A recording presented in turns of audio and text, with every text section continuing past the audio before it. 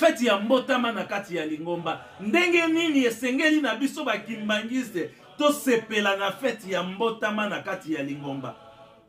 Il faut toyeba yango, nous sommes dans l'église.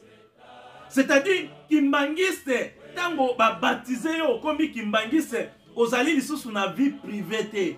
Okomi mutu oyo, makambu na yo nyoso. Ozali kosala yango na conformité na lolenge ya biso bakimbangiste. Ozali kosala yango a conformité na mibeko na biso bakimbangiste. C'est-à-dire, être un kimbangiste, ndenge nzembo elobi, bozali ya mokili kasi bozali ba mokili te.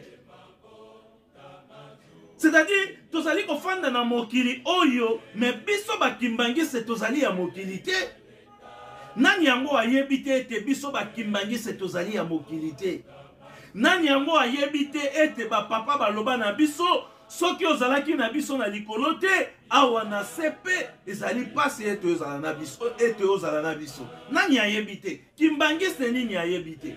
Ba feti na biso ya ba anniversaire. To fetaka yango ndenge. Ezali feti ya mbotama na yo. Ba feti ya ba papa ya anniversaire. Biso ba kimbangiste, il faut to fete yango ndenge nini et puis to fetaka yango ndenge nini. Feti ya mbotama ya papa Simon Kimbangu. Il faut to fete yango ndenge nini. Il faut to fete yango ndenge nini. Feti ya mbotama ya Lingomba, il faut to fete yango ndenge nini. Parce que biso tozali ba analyste spirituel. Tozali kotala lolenge Lingomba ezali kotambola. Lolenge mibeko na biso elobi, lolenge ba angelu bazali kopesa biso ba nzembo. Tozali kotala lolenge ba nzembo na biso ezali komanyola. Lolenge ya bonzambe.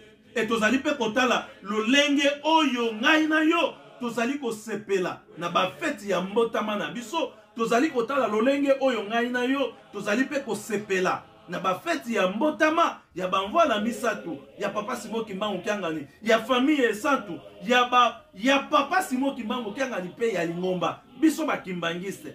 Ndenge nini esengeli na biso to sepela na feti ya mbotama e ndenge nini esengeli na biso to sepela na feti ya mbotama ya Lingomba. Ndenge nini esengeli na biso to sepela na feti ya mbotama ya bamvola to ya mokonzi ya bule tata Simon Kimbangu Kiangani. Ndenge nini esengeli na biso to sepela na ba feti ya mbotama.